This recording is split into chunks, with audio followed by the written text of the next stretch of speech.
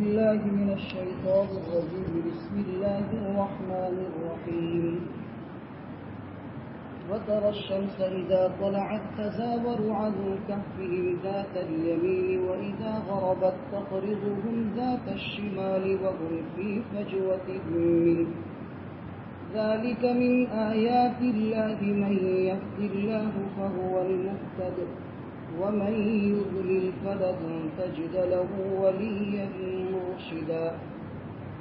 وتحسبهم أيقاظا وهم رقود ونقلبهم ذات اليمين وذات الشمال وكلبهم باسط ذراعيه بالوصيد.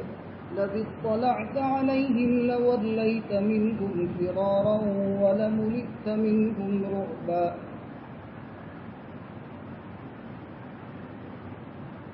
اور دیکھے گا تو مخاطب سورج کو یا دھوپ کو جب نکلتی تو ان کے گار سے داہنی جانب کترا کر جاتی، اور جب سورج غروب ہوتا تو بائیں جانب ان سے کترا کر نکلتی، اور وہ لوگ اپنے کشادہ گار میں ہوتے۔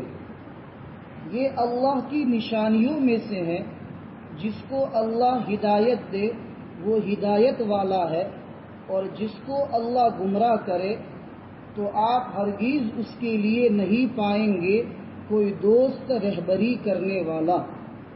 وَتَحْسَبُهُمْ، اور گمان کریں گے آپ ان کو بیدار، حالانکہ وہ تو سوئے ہوئے تھے، اور ہم ان کو کروٹ دیتے رہتے تھے دائیں جانب اور بائیں جانب، اور ان کا کتا اپنی کلائیوں کو پھیلائے ہوئے تھا چوکھٹ پر، دہلیز پر۔ اگر آپ جھانکیں ان پر تو آپ ان سے دم دبا کے بھاگے، اور آپ کے دل میں ان کا رعب پیدا ہو جائے۔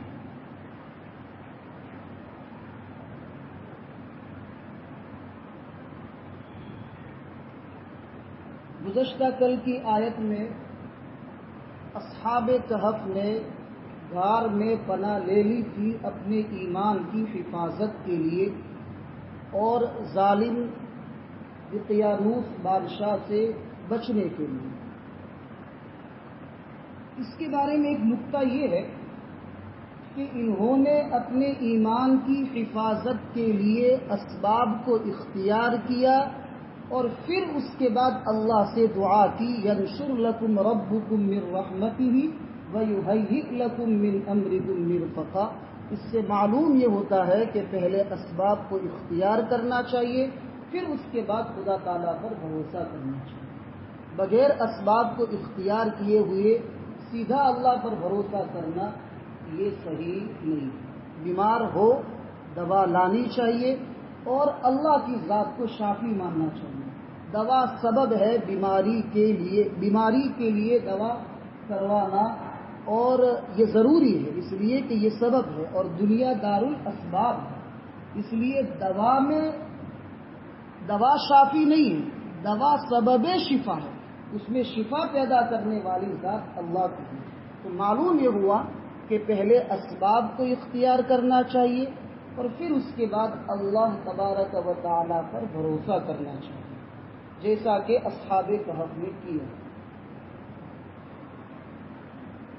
ان آیتوں میں جس کی میں نے ابھی تلاوت کی اور اس کا ترجمہ بھی کیا، اس میں 3 چیزیں ہیں، اور تینوں چیزیں خرق عادت کے طور پر۔ اس کو تھوڑا سمجھ لیا جائے کہ بعض چیزیں عادت کے خلاف ہوتی ہیں، جیسے چاند کے 2 ٹکڑے ہو گئے، نبی کریم صلی اللہ علیہ وسلم کے انگلیوں میں سے پانی نکلا، تو عادت کے خلاف کسی چیز کا ظہور اگر انبیاء سے صادر ہو تو اس کو معجزہ کہتے ہیں، اور اگر اہل اللہ اور اولیاء اللہ سے اگر یہ چیز ثابت ہو تو اس کو کرامت کہتے ہیں، اور اگر کسی کافر اور مشرک سے اگر خرق عادت کے طور پر کوئی چیز ظاہر ہو تو اس کو استدراج کہتے ہیں، ڈھیل، اللہ کی طرف سے اس کو ڈھیل دی جاتی ہے، اس کو استدراج کہتے ہیں۔ تو چونکہ یہ کوئی نبی تو نہیں تھے، بلکہ اللہ والے تھے، اولیاء اللہ تھے، تو ان کے ساتھ خرق عادت کے طور پر یہ جو ان آیات میں جو 3 چیزیں ہیں تو یہ بطور کرامت کے ہو گئی۔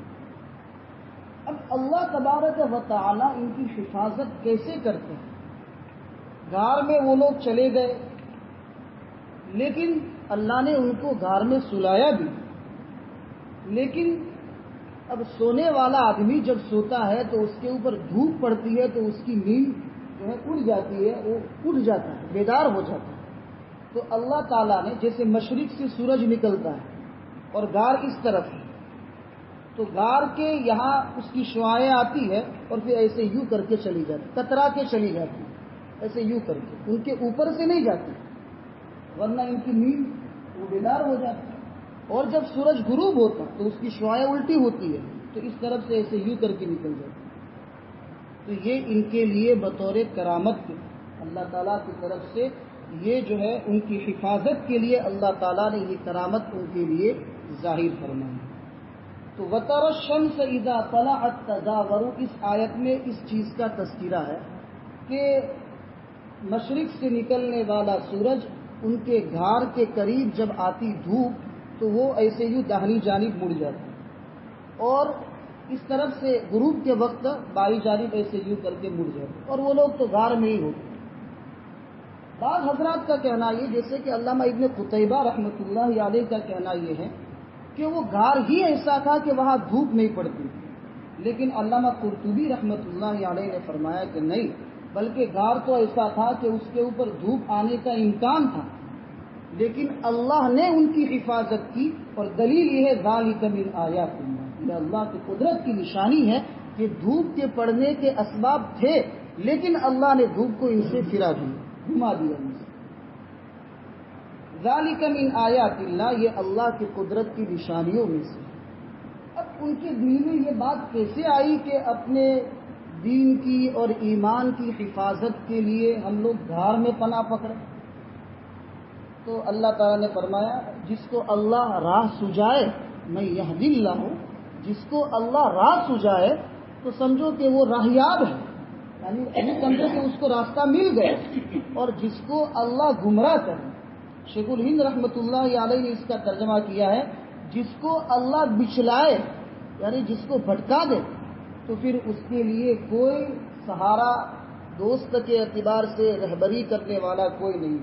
لہذا اصحاب کہف کو اللہ تبارک و تعالی نے سجایا کہ تم اپنے ایمان کی حفاظت کرنے کے لیے غار میں پناہ پکڑو، تو انہوں نے غار میں پھر پناہ لی اور اپنے ایمان کی حفاظت کی۔ اب یہ غار ہے کہاں، کس جگہ پر؟ اس سلسلے میں بہت سارے اقوال ہیں۔ بعض حضرات کا کہنا یہ ہے کہ اسپین اندلس کے اندر ایک شہر ہے جس کا نام ہے غرناطہ، وہاں پر یہ غار موجود ہے۔ حضرت عبداللہ ابن عباس رضی اللہ تعالیٰ عنہما کا کہنا یہ ہے کہ یہ ملک شام میں ایک بستی ہے جس کا نام ہے ایلا، وہاں پر جو ہے یہ غار موجود ہے۔ بعض حضرات کا کہنا یہ ہے کہ روم کے اندر موجود ہے، بعض حضرات کا کہنا یہ ہے کہ خلیج فارس کے اندر موجود ہے، بعض حضرات کا کہنا یہ ہے کہ عمان مسقط میں موجود ہے۔ لیکن اگرچہ جن حضرات نے جو جو قول اور جو جو بات کہی ہے وہ اپنے اعتبار سے صحیح ہے، اس لیے کہ اصحاب کہف کو دیکھ کر اس قسم کے حالات میں مبتلا لوگ کہ جن کے لیے اپنے ایمان کی حفاظت مشکل تھی، انہوں نے بھی بعد میں غار کی پناہ لی ہے۔ اس لیے جس طریقے سے اصحاب کہف نے غار میں پناہ لی ہے، دوسرے حضرات نے بھی اپنے ایمان کی حفاظت میں غار میں پناہ لی ہے۔ اس لیے ہو سکتا ہے کہ ملک شام میں ہو سکتا ہے کہ اندلس میں ہو، روم میں ہو، خلیج فارس میں ہو، مسقط عمان میں ہو، کسی بھی جگہ پر ہونے کا امکان ہے۔ ایک چیز تو یہ تھی، ایک کرامت تو یہ تھی کہ دھوپ جو ہے ان کے قریب سے گزر جاتی تھی، ان کے اوپر نہیں پڑتی تھی۔ حالانکہ دھوپ انسان کے لیے ضروری ہے، دھوپ کے فائدے بھی ہیں اور دھوپ کے نقصان بھی ہیں۔ اندھیرے کے لیے اندھیرا ہو تو اندھیرا ڈراؤنی چیز ہے، تو اس کے لیے سورج کا نکلنا اور دھوپ کا موجود ہونا ضروری ہے تاکہ اجالا ہو. اسی طریقے سے سردی زیادہ ہو تو دھوپ اچھی لگتی ہے، اس وقت دھوپ فائدہ دیتی ہے. لیکن دھوپ کے نقصان بھی ہے کہ بدن کو کالا کر دیتی ہے، کپڑے کو پھاڑ دیتی ہے. لیکن اللہ تعالیٰ نے دھوپ کے جو فائدے تھے وہ تو ان کو دیے، لیکن دھوپ کے جو نقصان تھے وہ ان نقصان سے ان کو بچائے. یہ اللہ تعالیٰ کی قدرت کی نشانی ہے. دھوپ کے فائدے تو ان کو دیے، لیکن دھوپ کے جو نقصانات تھے اس سے اللہ تعالیٰ نے حفاظت فرمائی. ایک چیز تو یہ تھی. دوسری چیز یہ تھی کہ وَتَحْسَبُهُمْ أَيْقَاظًا وَهُمْ رُقُودٌ. اگر آپ اصحاب کہف کو نزدیک میں جا کر دیکھیں تو آپ کو ایسا لگے گا کہ یہ لوگ بالکل بیدار ہیں، جاگ رہے ہیں، حالانکہ وہ سوئے ہوئے تھے. اب اللہ تعالیٰ فرماتے ہیں کہ باقاعدہ ہم ان کو کروٹیں دے رہے تھے، دائیں جانب بائیں جانب. اگر ایک ہی حالت پر اتنی لمبی مدت اگر سوئے رہیں گے تو وہ تو زمین مٹی ان کے جسم کو کھا لے گی. اس لیے اللہ تعالیٰ ان کو کروٹیں دائیں بائیں دیتے رہتے. اب ان کو بیدار گمان کرے حالانکہ وہ سوئے ہوئے تھے، ایسا کیوں لگ رہا تھا؟ تو اس کی وجہ یہ ہو سکتی ہے کہ کہیں ایسا نہ ہو کہ لوگ یہ سمجھے کہ یہ سوئے ہوئے ہیں اور لوگ ان پر حملہ نہ کر دیں، اس لیے. اور دوسری وجہ یہ بیان کی ہے کہ چونکہ وہ مالدار گھرانے کے لوگ تھے، بادشاہ کے خاندان کے لوگ تھے، اس لیے ان کے پاس سامان، بہت سارا قیمتی سامان ان کے پاس تھا. تو لوگ یہ سمجھے کہ یہ تو غفلت میں ہے، سوئے ہوئے ہیں، تو ان کا سامان نہ چرا لیں.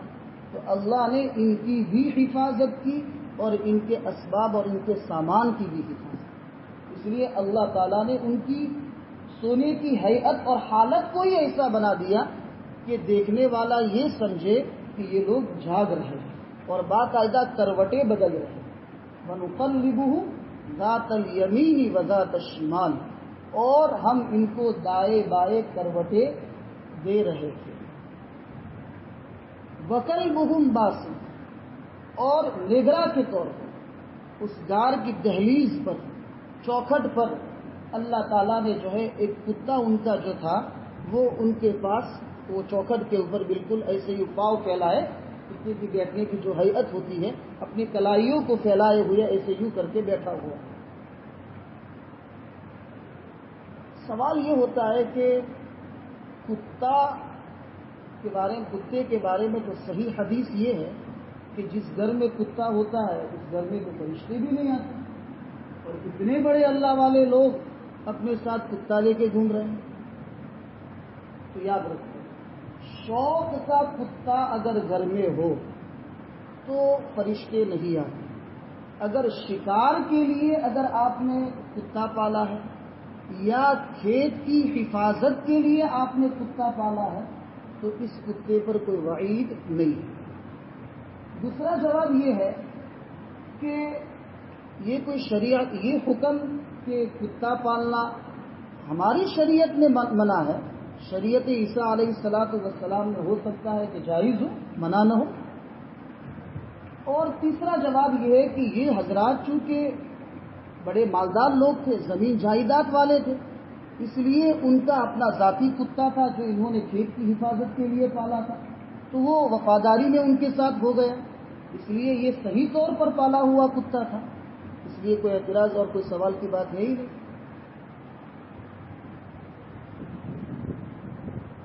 جی، تو کتا ان کی چوکھٹ کے اوپر اپنی کلائیوں کو پھیلائے ہوئے اس طریقے سے بیٹھا ہوا ہے کہ گویا کہ آنے والے ان کے اوپر کوئی حملہ نہ کر دے.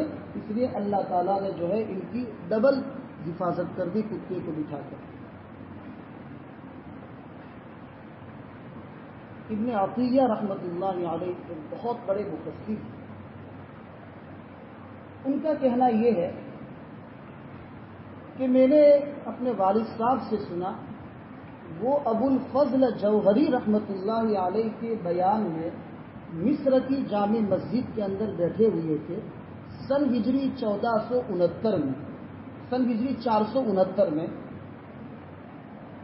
تو اس وقت شیخ ابو الفضل جوہری رحمۃ اللہ علیہ نے یہ واقعہ بیان کر کے انہوں نے یہ بات کہی کہ ایک کتا جو اللہ والوں کے ساتھ ہو گیا تو اللہ تبارک و تعالی نے اس کو عزت کا مقام دیا اور عزت اور احترام کے ساتھ اس کا ذکر قرآن کیا۔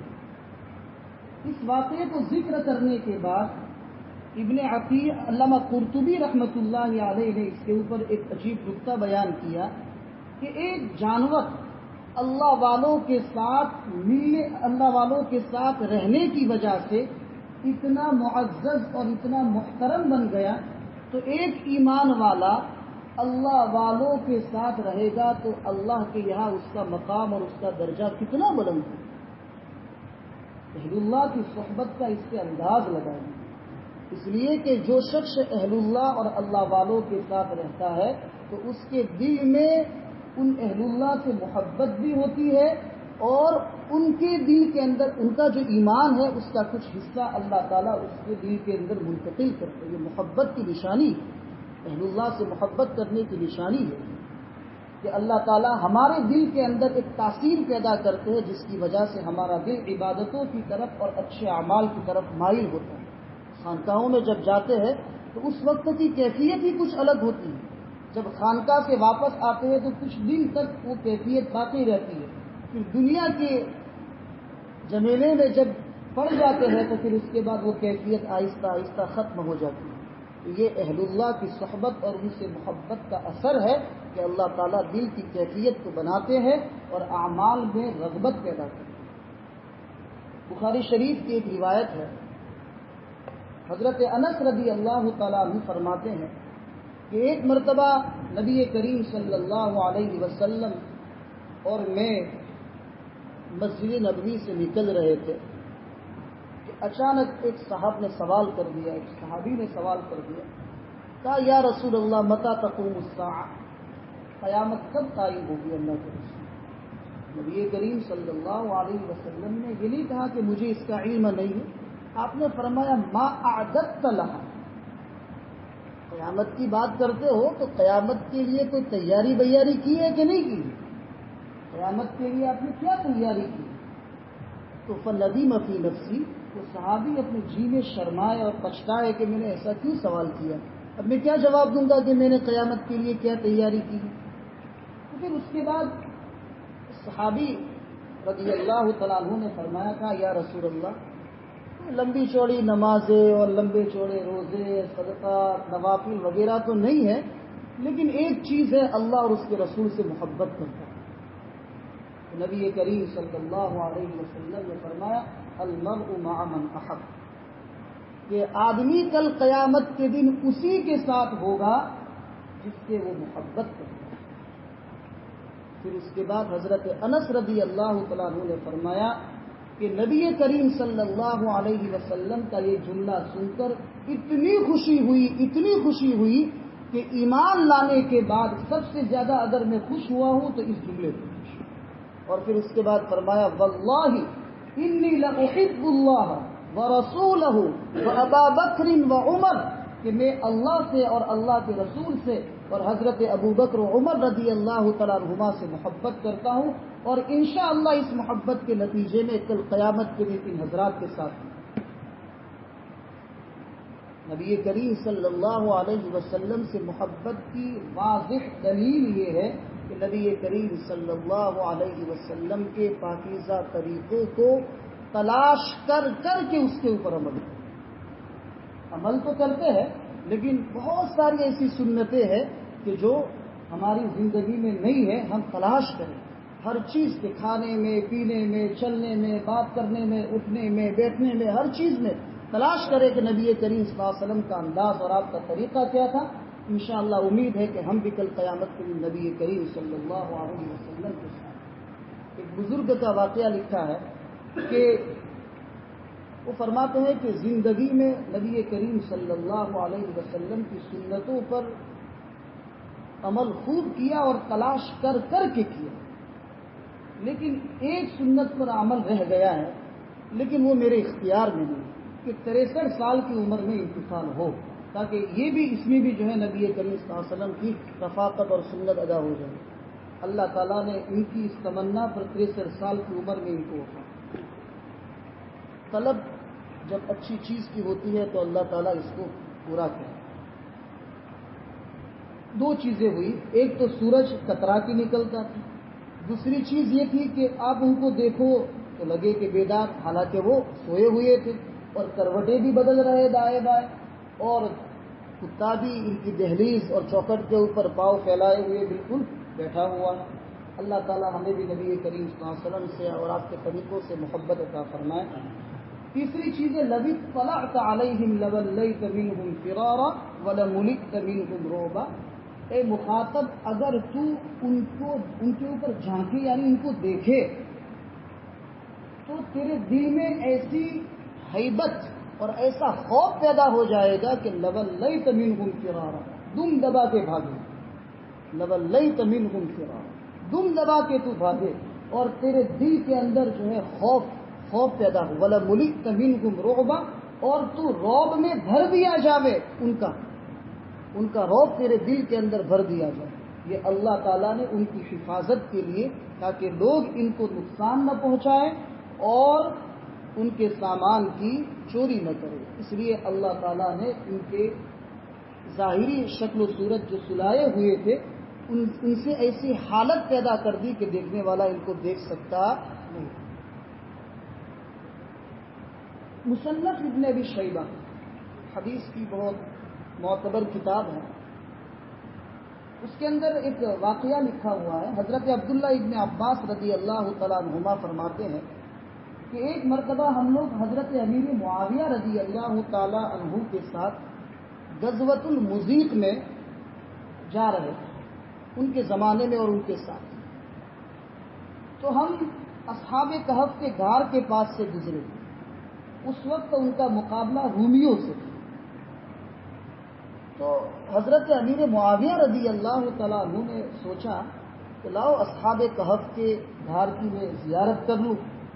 حضرت عبداللہ ابن عباس رضی اللہ تعالیٰ عنہما تھے رئیس المفسرین، تو عبداللہ ابن عباس نے فرمایا، کہا کہ نہیں امیر معاویہ، آپ امیر المؤمنین، آپ اس طریقے سے دیکھ سکتے نہیں ہیں، اس لیے کہ نبی کریم صلی اللہ علیہ وسلم کو اللہ تعالیٰ نے منع فرمایا ہے، لَوِ اطَّلَعْتَ عَلَيْهِمْ، اے محمد آپ اگر جھانک کے دیکھے تو بھی آپ بھاگنے لگے، تو اللہ کے رسول صلی اللہ علیہ وسلم کو جب منع فرمایا ہے تو آپ کے لیے تو بطریق اولا دیکھنا جائز نہیں ہے۔ امیر معاویہ نے ان کی بات کو نہیں مانا، اس لیے کہ امیر معاویہ نے یہ سمجھا کہ یہ کیفیت ان کی زندگی یعنی اصحاب کہف کے زندہ رہنے کی حالت کے وقت تھی، بعد میں یہ مراد نہیں ہے۔ اور لَوِ اطَّلَعْتَ سے خطاب عام ہے، نبی کریم صلی اللہ علیہ وسلم کو نہیں ہے۔ یہ دو چیزیں ان کے دماغ میں تھی، تو انہوں نے کچھ لوگوں کو کہا کہ جاؤ تم ذرا اصحاب کہف کا غار دیکھو، وہاں ان کی حالت کیا ہے، وہ زندہ ہے، مر گئے ہیں، ہڈیاں ہے، کیا ہے۔